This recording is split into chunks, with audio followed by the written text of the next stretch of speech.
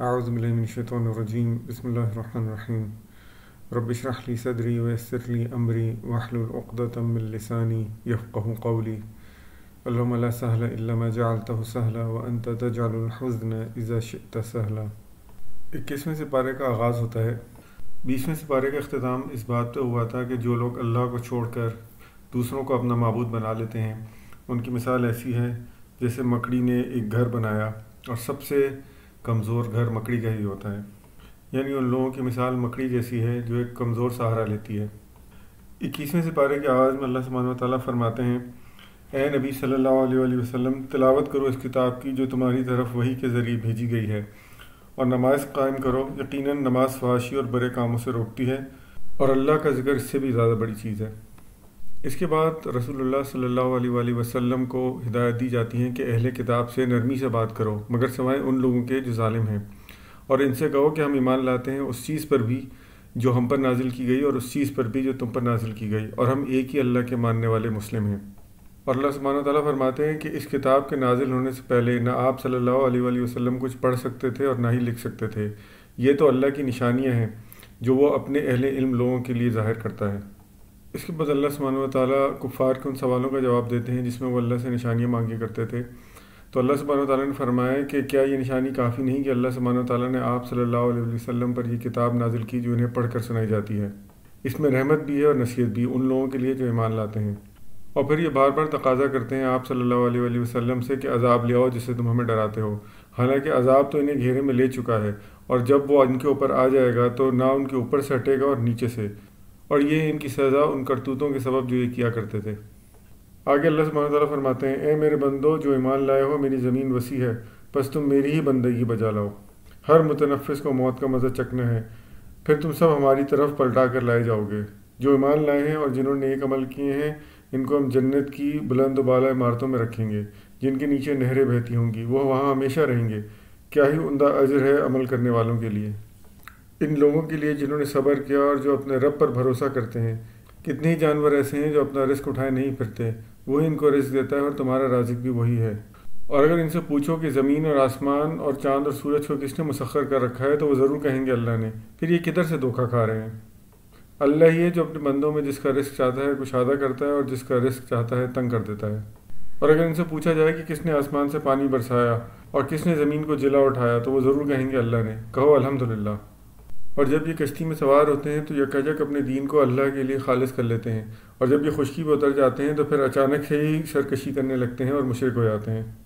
یہ دنیا کی زندگی تو محض ایک کھیل اور دل کا بہلاوا ہے، اصل زندگی تو آخرت ہے، کاش یہ لوگ جانتے۔ ایسے شخص سے بڑھ کے ظالم کون ہوگا کہ وہ اللہ پر جھوٹ باندھے جبکہ اس کے سامنے حق آ چکا ہو۔ ایسے کافروں کا ٹھکانہ جہنم ہے۔ جو لوگ ہماری خاطر جہاد کریں گے انہیں ہم اپنے راستہ دکھائیں گے، اور یقیناً اللہ نیکوکاروں کے ساتھ ہے۔ یہاں پر سورہ عنکبوت کا اختتام ہوتا ہے اور سورہ روم کا آغاز ہوتا ہے۔ اس سورت کا نام روم اس لیے رکھا گیا کیونکہ اس میں رومیوں کا ذکر آیا ہے، کیونکہ عیسائی بھی اللہ کو ماننے والے تھے اور مسلمان بھی، اس لیے مسلمان فطری طور پہ عیسائیوں کو اپنے سے زیادہ قریب رکھتے تھے۔ جب رومی شکست کھا گئے تو مسلمانوں کو شدید رنج ہوا اور کفار نے مسلمانوں کا مذاق اڑانا شروع کر دیا۔ اس موقع پر یہ صورت نازل ہوئی جس میں پہلے رومیوں کی شکست کا ذکر ہے اور اس کے بعد عنقریب ان کی فتح پا جانے کی خوشخبری ہے۔ بسم اللہ الرحمن الرحیم۔ رومی قریب کی سرزمین میں مغلوب ہو گئے اور اپنی اس مغلوبیت کے بعد چند سال کے اندر وہ غالب ہو جائیں گے۔ اللہ ہی کا اختیار ہے پہلے بھی اور بعد میں بھی، اور وہ دن وہ ہوگا جب کہ اللہ کی بخشی ہوئی فتح پر مسلمان خوشیاں منائیں گے۔ اللہ نصرت عطا فرماتا ہے جسے چاہتا ہے اور وہ زبردست اور رحیم ہے۔ یہ وعدہ اللہ نے کیا ہے، اللہ کبھی اپنے وعدے کی خلاف ورزی نہیں کرتا مگر اکثر لوگ نہیں جانتے۔ آگے اللہ سبحانہ تعالیٰ فرماتے ہیں کہ انہوں نے آسمان اور زمین کو برحق بنایا ہے اور ایک مدت تک کے لیے بنایا ہے، لیکن اکثر لوگ اللہ سے ملاقات کے انکاری ہیں۔ اس سے پہلے بھی اللہ نے کئی قومیں بسائی تھیں جو ان سے زیادہ تعداد میں تھیں اور انہوں نے زمین کو خوب بسایا تھا، مگر جب انہوں نے اللہ کی نافرمانی کی تو اللہ کا عذاب ان پر آ گیا اور آج ان کا نام لیوا بھی کوئی نہیں۔ پھر جب آخرت میں اللہ تعالیٰ سب کو ایک جگہ سمیٹ دے گا اور انسانوں کی درجہ بندیاں کر دی جائیں گی تو نیکوکاروں کو اور ایمان لانے والوں کو اللہ ایک باغ میں رکھے گا جہاں وہ خوش اور شاداں ہوں گے، اور تمام کفر کرنے والے اور اللہ کی آیت کا انکار کرنے والے اللہ کے عذاب کے لیے حاضر کر دیے جائیں گے۔ بس تسبیح اور حمد بیان کرو اپنے رب کی صبح اور شام اور جب تم پر ظہر کا وقت آئے۔ وہی زندگی بخشتا ہے اور وہی موت دیتا ہے، اور یقیناً وہی تمہیں موت سے دوبارہ اٹھا لے گا۔ اسی نے تم کو مٹی سے پیدا کیا اور پھر تم زمین پہ چلنے پھرنے لگے، اور اسی نے تمہیں جوڑا بنایا تاکہ تم سکون حاصل کرو۔ یقیناً اس میں اللہ کی بہت سی نشانیاں ہیں، اور اسی کی نشانیوں میں سے آسمان و زمین کی پیدائش، مختلف زبانیں اور رنگوں کا ہونا، اور اسی نے رات کو سکون کے لیے اور دن کو فضل حاصل کرنے کے لیے بنایا، اور وہی تمہیں بجلی دکھاتا ہے خوف کے ساتھ بھی اور امید کے ساتھ بھی، اور آسمان سے پانی برساتا ہے، اسی کے ذریعے زمین کو موت سے زندگی بخشتا ہے، پھر وہی قیامت کے دن تمہیں ایک پکار دے گا اور تم زمین سے نکلے چلے آؤ گے۔ پھر اللہ ایک مثال دیتے ہیں کہ کیا تمہارے کچھ غلام ایسے ہیں جن کو اللہ کے دیے ہوئے مال میں تم برابری کا شریک رکھتے ہو اور ان سے اتنا ہی ڈرتے ہو جتنا اپنے ہمسروں سے ڈرتے ہو؟ ہرگز نہیں۔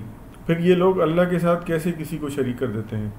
بس اے نبی اور نبی کے پیروکارو، یکسو ہو کر اپنا رخ اس دین کی طرف کر دو جو اللہ نے تمہارے لیے پسند کر لیا ہے، جما دو اپنے آپ کو اور قائم ہو جاؤ اس فطرت پر جس پر اللہ نے انسانوں کو پیدا کیا ہے، اور ڈرو اس سے اور نماز قائم کرو، اور نہ ہو جائے مشرکین میں سے جنہوں نے اپنا دین الگ بنا لیا ہے اور گروہوں میں بٹ گئے ہیں۔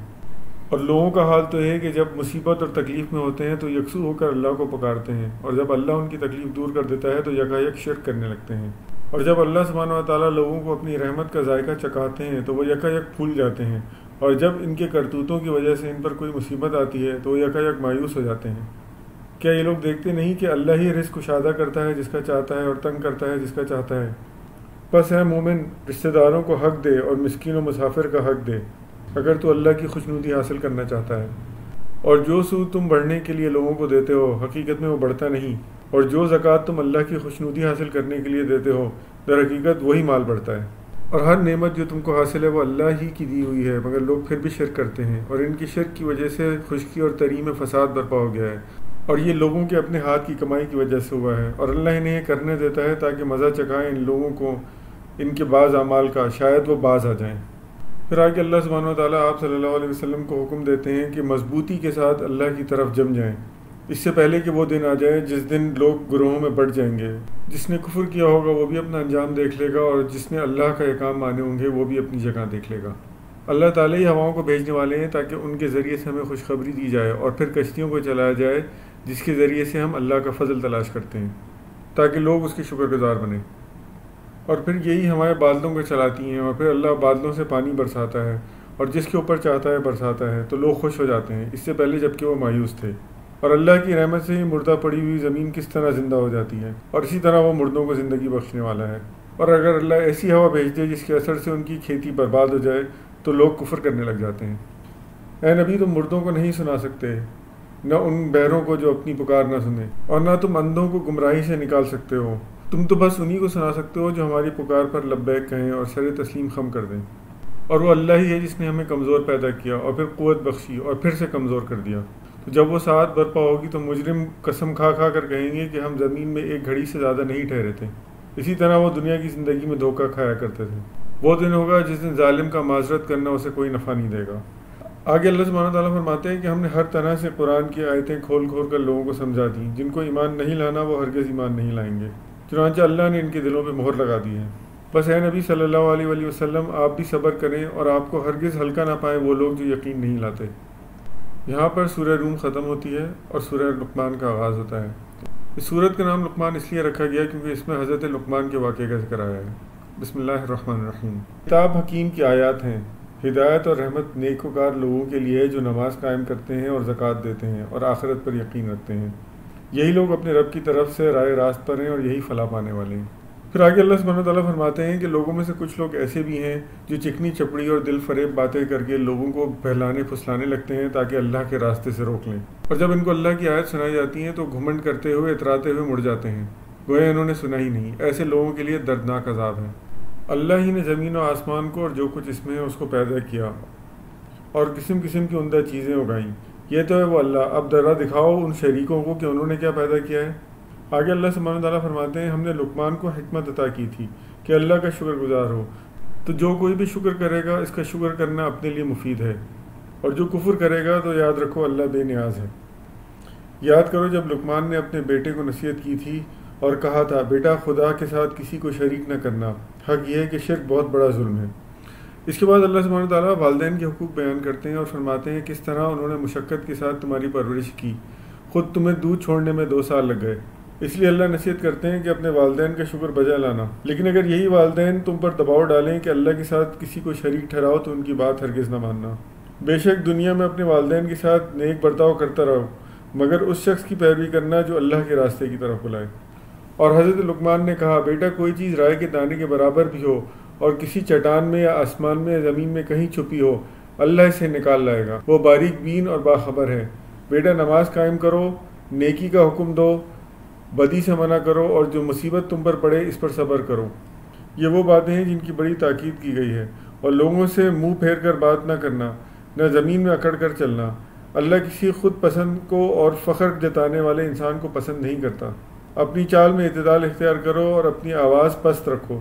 سب آوازوں سے زیادہ بری آواز گدھوں کی آواز ہوتی ہے، اور انسان بغیر کچھ جانے بوجھے اور بغیر کسی دلیل کے اللہ کی نافرمانی کرنے لگتا ہے، جبکہ ساری چیزیں اللہ کی ہی دی ہوئی ہیں، اور کہتا ہے ہم تو اسی کی پیروی کریں گے جو ہمارے باپ دادا کرتے چلے آئے تھے۔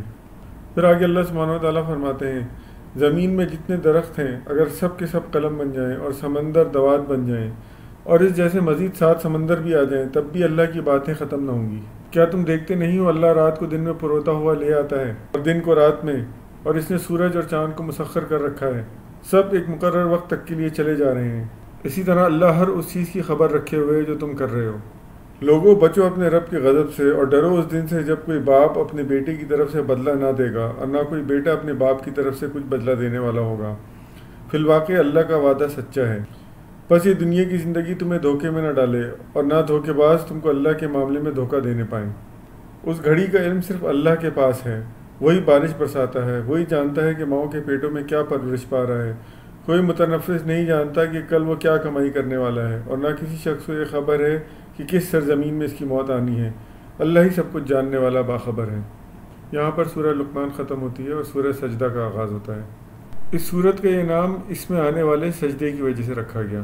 بسم اللہ الرحمن الرحیم۔ سورت کے آغاز میں اللہ سبحانہ تعالیٰ فرماتے ہیں کہ کیا لوگ یہ سمجھتے ہیں کہ یہ کتاب آپ صلی اللہ علیہ وسلم نے خود اپنی طرف سے گڑھ لی ہے، بلکہ نہیں، یہ تو اللہ کی طرف سے نازل ہوئی ہے اس قوم کی طرف جس کے پاس اس سے پہلے کوئی پیغمبر نہیں آیا تھا، تاکہ وہ ہدایت حاصل کریں۔ اسی نے آسمان اور زمین کو پیدا کیا اور وہی سارا نظام چلانے والا ہے، تو کیا تم ہوش میں نہیں آؤ گے؟ پھر اللہ سبحانہ تعالیٰ فرماتے ہیں کہ اس کے پاس ساری روایات پیش کی جاتی ہے، ایک ایسے دن جس کی مقدار تمہارے حساب کے مقابلے میں 1000 سال ہے۔ وہ ہر چیز کا جاننے والا ہے۔ اسی نے انسان کو پیدا کیا، پھر اس کی نسل چلائی اور اسے بالکل درست کیا۔ پھر بھی لوگ کہتے ہیں کہ جب ہم مٹی میں مل جائیں گے تو کیا دوبارہ زندہ کیے جائیں گے؟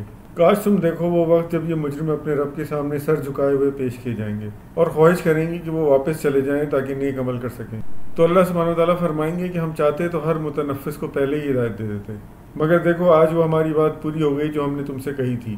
اب میں جہنم کو جنوں اور انسانوں سے بھر دوں گا، بس اب مزہ چکھو، کیونکہ تم نے ہمیں فراموش کر دیا تھا تو آج ہم نے تمہیں فراموش کر دیا۔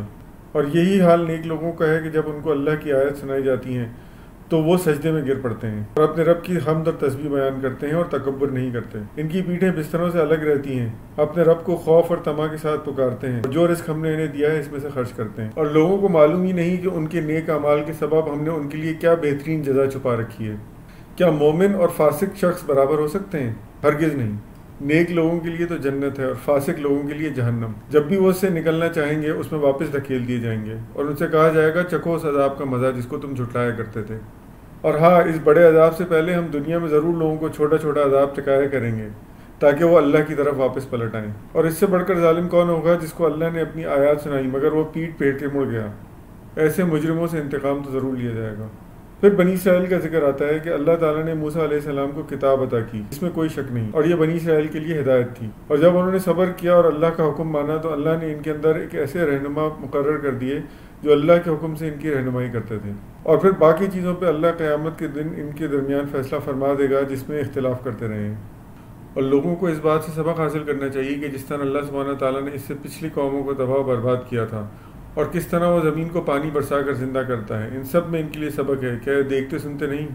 اور یہ پوچھتے ہیں کہ وہ فیصلے کا وقت کب آئے گا؟ تو اے نبی صلی اللہ علیہ وسلم آپ بھی صبر کریں اور یہ بھی صبر کریں۔ یہاں پر سورہ سجدہ ختم ہوتی ہے اور سورہ احزاب کا آغاز ہوتا ہے۔ سورہ احزاب کا نام احزاب اس لیے پڑا کہ اس میں جنگ احزاب کا واقعہ کا ذکر کیا گیا ہے۔ بسم اللہ الرحمن الرحیم۔ سورت کے آغاز میں اللہ سبحانہ تعالیٰ فرماتے ہیں کہ اے نبی اللہ سے ڈریے اور کفار اور منافقین کی اطاعت مت کیجیے۔ اس کے بعد اللہ سبحانہ وتعالیٰ فرماتے ہیں کہ اللہ نے کسی شخص کے دھڑ میں دو دل نہیں رکھے، اور نہ اس نے تم لوگوں کی ان بیویوں کو جن سے تم اظہار کرتے ہو تمہاری ماں بنا دیا ہے، اور نہ اس نے تمہارے منہ بلے بیٹوں کو تمہارا حقیقی بیٹا بنا دیا ہے۔ یہ تو وہ باتیں ہیں جو تم اپنے منہ سے نکال دیتے ہو، مگر اللہ وہ بات کہتا ہے جو مبنی حقیقت ہے، اور وہی صحیح طریقے کی طرف رہنمائی کرتا ہے۔ منہ بولے بیٹوں کو ان کے باپوں کی نسبت سے پکارو، یہ اللہ کے نزدیک زیادہ منصفانہ بات ہے، اور اگر تمہیں نہ معلوم ہو کہ ان کے باپ کون ہیں تو وہ تمہارے دینی بھائی اور رفیق ہیں۔ نادانستہ جو بات تم کہو اس کے لیے تم پر کوئی گرفت نہیں، لیکن اس بات پر ضرور گرفت ہے جس کا دل سے تم ارادہ کرتے ہو۔ بلا شبہ نبی صلی اللہ علیہ وآلہ وسلم تو اہل ایمان کے لیے ان کی اپنی ذات سے زیادہ مقدم ہیں، اور نبی کی بیویاں ان کی مائیں ہیں، مگر کتاب اللہ کی روح سے عام مومنین و مہاجرین کی بنسبت رشتہ دار ایک دوسرے کے زیادہ حقدار ہیں۔ یہ اس طرف اشارہ کیا جا رہا ہے کہ جب مہاجرین اور انصار آپس میں ایک دوسرے کو رشتہ داروں سے زیادہ حق دینے لگے تھے، اور پھر اللہ سبحانہ تعالیٰ فرماتے ہیں کہ اس نے بشمول آپ صلی اللہ علیہ وآلہ وسلم کے سب پیغمبروں سے عہد لیا ہے تاکہ سچے لوگوں سے ان کا رب ان کی سچائی کے بارے میں سوال کرے، اور کافروں کے لیے تو اس نے دردناک عذاب مہیا کر ہی رکھا ہے۔ اس کے بعد غزوہ احزاب کا واقعہ آتا ہے، جس میں اللہ سبحانہ تعالیٰ فرماتے ہیں کہ اللہ کے اس احسان کو یاد رکھو کہ جب لشکر تم پر چڑھ آئے تھے تو اس نے سخت آندھی بھیج دی اور ایسی فوجیں نازل کی جن کو تم دیکھ نہیں سکتے تھے۔ وہ سب کچھ دیکھ رہا تھا جس وقت دشمن اوپر اور نیچے سے تمہارے اوپر چڑھ آئے تھے، اور خوف کے مارے تمہاری آنکھیں پترا گئی تھیں، کلیجے منہ کو آ گئے تھے، اور تم لوگ اللہ کے بارے میں طرح طرح کے گمان کرنے لگے تھے۔ اس وقت ایمان لانے والے خوب آزمائے گئے اور بری طرح ہلا مارے گئے۔ یاد کرو وہ وقت جب منافقین اور سب لوگ جن کے دلوں میں روک تھا صاف صاف کہہ رہے تھے کہ اللہ اور اس کے رسول نے جو وعدے تم سے کیے تھے وہ فریب تھے۔